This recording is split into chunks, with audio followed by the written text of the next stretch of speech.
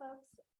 Zoom land, and here in the beautiful fireside room, which has just recently been redone with new carpet, new paint, interesting lights that are a little dim, but you know, they're kind of sexy. Anyway, hello everyone. Thank you so much for coming tonight. And I want to share with you a little bit about what we're going to be doing. So there's something on my screen. I guess I have to tell them I got it. Okay, so the next slide. We're going to be, oops, back one. All right, so we're going to have a slideshow, and the slideshow will be some pictures to inspire you, and you can pick one of them to use as your muse. And if you haven't got one of these, there are people in the back that can pass out a printed handout of the slides. They're a little fuzzy, but hey, you know, we're doing the best we can here. Okay, so we're going to be seeing a slideshow. I think it'll take it about 10 minutes if I'm not too chatty. And then we're going to have a timed speed ride. So you'll have a chance to decide whether or not which one of these pictures inspires you, or maybe even more than one, and write something. You do not have to share your writing. If you want to, we will have a little writing sharing at the end for people both in the audience and also in the Zoomosphere as well. We're not going to be doing any critiquing during that time. We'll just be applauding people for being gracious enough and brave enough to read to us. Finally, we'll have some announcements, and then we get to have some refreshments. So that's our program for tonight. And if we move on to the next slide, this very famous iconic photograph of the migrant mother was taken by Dorothea Lange in Nipomo, California, in I think 1935. I should have my notes. Of course, my screen went black, so it's gonna take me a while to find them. Anyway, a single photograph inspired Marissa Silver, the author, to write a whole novel about this particular, and how she thought, and also the research she did to find out about this, the background of how did these two women meet, the photographer and this woman, and what were the repercussions of that. So if you haven't read Mary Coyne, I highly recommend it. It's a really interesting read. Anyway, so we are just going to do a shorter version of this. We're not going to do a 336-page novel tonight. No War and Peace. Huh? No, I don't think so. I think I have to close this and open it again. Yes. Okay. This is new. This is a new iPad, and obviously I am not as comfortable as I should be. Okay, so next slide, please. Other way. All right, so this might look like a snowy field, but it's not. This is a dust stormy field. In Cimarron County, Oklahoma, 1936. The house is practically buried. The farm machinery is worthless. The trees are dead. The period of about 10 years of dust storms just about destroyed 5 states' agriculture. The Dust Bowl was the largest man-made ecological disaster in the history of the United States. It reached across Oklahoma, the Texas Panhandle, parts of Colorado, Kansas, and New Mexico. It generated huge dust storms, driving thousands from their homes. Here's something that somebody wrote that experienced this dust storm, this series of dust storms. She said, people caught in their own yards grope for the doorstep. Cars come to a standstill, for no light in the world can penetrate the swirling murk. We live with the dust. We eat it, sleep with it, watch it strip us of our possessions and the hope of possessions. Next slide. So you'll see numbers next to these. These are the numbers. We've got 12 of them, so you could go back and look at them again. Okay, so people that were lost their farms or decided just to leave because what was the point? If they had a vehicle, they'd get in it and drive. And many of them came to California because California was advertised as this wonderfully beautiful place to live, and it is actually. And it looked warm and inviting and wonderful, and little did they know. Anyway, this particular sharecropper family said that we got blowed out in Oklahoma. Of the 315,000 migrants that moved to California, only 16,000 were actually from the Dust Bowl. But all of them were called Okies regardless. Nice thing to do. Next slide, please. Okay. Not everyone came by car.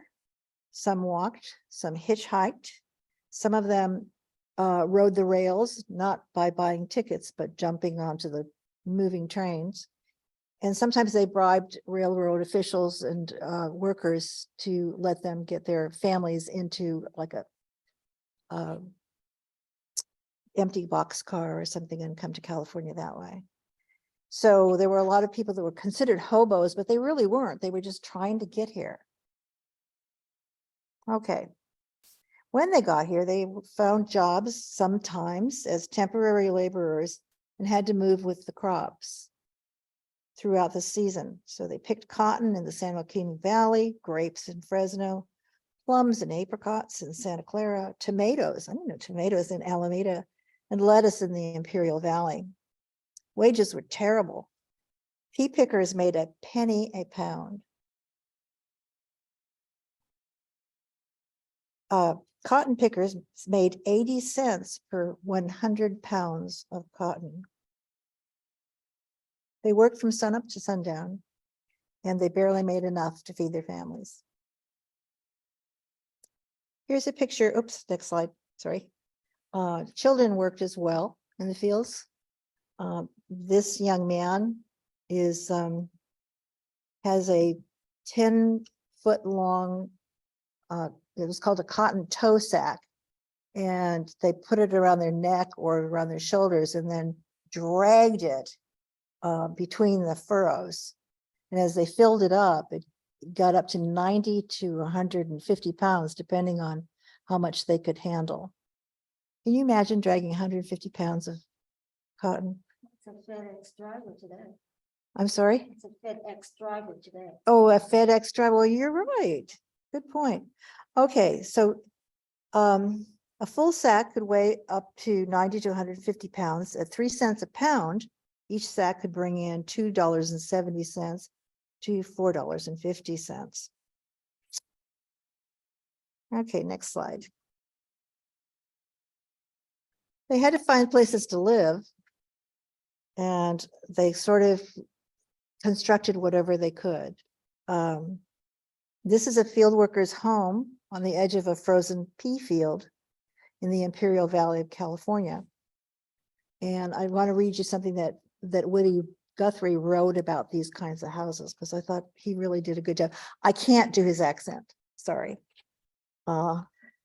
There was hundreds and hundreds and hundreds and hundreds and thousands of families of people living around under railroad bridges, down along the river bottoms, in the old cardboard houses, in old rusty beat up houses they made out of toe sacks and old dirty rags and corrugated iron that they got out of the dumps, and old tin cans flattened out, and old orange crates that they'd been able to tear up and get boards out of.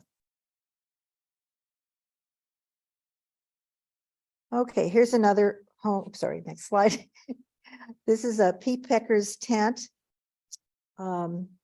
which they sort of used their car as part of.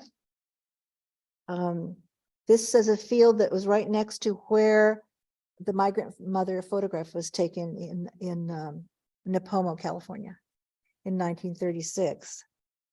So when Dorothea Lange took that picture, she didn't write down the name of the person that she was taking pictures of, because basically her job was to go and document what it was like to live in these camps. And so it wasn't really important to know the name so much as a little bit about the surroundings. But this is what Dorothea wrote.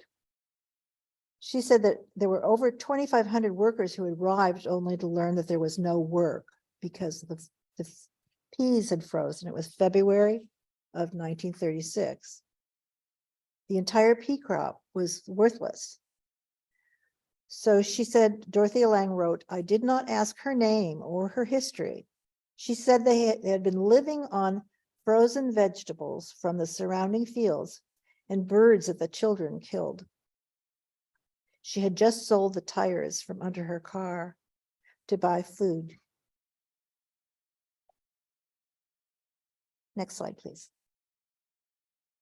Lots of the pictures that you see of the farm workers are make it sort of look like they're all, Caucasians, but that wasn't true. There were lots of people from all kinds of backgrounds, from African Americans to Filipinos to Japanese people, people from Mexico. And one of the things that Dorothea Lange, this is a photograph that she took, I think this is really stunningly beautiful. She was really interested in the effect of field work on what it was like for families and what did mothers do? Oftentimes they would wrap their baby and take them out in the field and stick them in a cotton sack or something and feed them when they could and, just do what they could. Next slide, please. This is a photo of some children at a place called Weed Patch Camp in Kern County, California in 1940. And Dorothea Lange's comments says that they were children living in the camp. The rent was $2.75 plus electricity. I don't see where this place has got to have electricity, but anyway, I just an interesting photograph, put it that way. Okay, next one, please. As we mentioned earlier, people that came from elsewhere were not welcome. It was during the Great Depression, so there was very little work, and the jobs for agricultural jobs became more competitive. They paid less, and there would sometimes be 50 or 100 people looking for one job. So in typical American fashion, they decided, some of the politicians and so forth decided to come up with something called bum brigades, which were groups of vigilantes that would go to the camps or to the areas where people were coming into the state and try to force them to leave. There were signs like this: no jobs in California. If you're looking for work, keep out. 6 men for every job. No state relief available for non-residents. Well, how do you get to be a resident? Anyway, by 1940, 2.5 million people had moved out of the Plains states, and of those, 200,000 moved to California. As I said, some people set up vigilante groups to harass migrants, and the police chief of Los Angeles went so far as to send 125 of his officers to 3 different positions on where people would be entering the California from different states to turn them back, unless they had $50 in their pocket. Well, how was that going to happen? Okay. That wasn't bad enough. President Hoover had a national program called American Jobs for Real Americans, which was code for jobs for white folk. Oh, I'm sorry. Do you want me to repeat that? Okay. President Herbert Hoover had a national program of American Jobs for Real Americans, which was code for jobs for white people. Local law enforcement rounded up migrants, especially people with brown skin, and crammed them onto trucks and trains and shoved them into Mexico. Into what? Mexico. Across the border. 1.8 million Mexicans were deported during the 1930s. Of that number, about 60% were US citizens. So we threw about 1 million American citizens out of this country during that time. And it's not in the history books. Just not told. The story is just not told. Anyway, sorry. It's soapbox. Okay, last slide. I don't have anything to say about this other than I think it's ironic. This photograph was taken by another one of the Farm Service Administration photographers, John Vachon. It was taken in Dubuque, Iowa in 1940. I wonder what he thinks. Okay, so let's go on to what we're going to do next. If people want to see the slides again, they were white when I looked at these before. Now they're green, dark blue, which is bad. But anyway,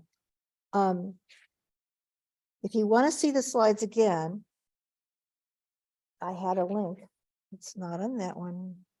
I put it in the chat. Oh, okay. So it's in the chat for the people here. And if people, the audience in the room has their paper slides. So you could look at those again and think about what you might want to write about. We're not going to have any questions and answers right now because I kind of want to give you a chance to really process that and not talk about it. We're going to give you a 25-minute period. And at the end of that time, we'll call time. And you can, if you want to, share. If you need the restrooms, they're here to the, out that door. We're locked in here. We can go out that door or to the restroom, but the library is closed. I'm sorry, Barbara? Maybe. I'm afraid not. We'll be exiting through Yeah. here. Yeah. Okay, so there are some links here for those of you that are online, and I'll give you, share the way for you to get those links afterwards, or you can give me your email and I can email this to you. There's a calendar of events for the other, our community reads activities, including on Thursday here in the same room, there's going to be a panel discussion of photographers talking about photojournalism. And there are locals that work for the newspapers, and the person who took these beautiful photographs around the room is going to be the moderator. So it'll be a pretty spectacular evening. We have a link to Shut Up and Write, which is one of the sponsors of this group, which is a group where if you'd like to write and you are thinking, oh, gee, I really need a little bit of motivation, you can come. And I was going to ask Allison to tell us a teeny bit about it. Do you want to do that now or later? Whatever you think makes sense. Well, what do you think? Do you want to start writing? We can do it afterwards. Yeah, okay. Let's do that. We'll do it at the end. Okay, cool. So somebody who has a way to set the timer? Great. 25 minutes, everyone. And I'm going to look in at the chat on line and see if there's any questions that I can answer. Yes. Are we just write about one of these pictures? No, you can take a, Just kinda like, yeah, you can do whatever you want. okay. I mean, sometimes it's the whole thing, or it's two of them, or it's something else entirely. Yeah. Okay, well, the question, oh, I'm sorry, the question. The question was, do we have to write about just one slide? No, you do not. You can write about whatever impels you to write. Real quiet.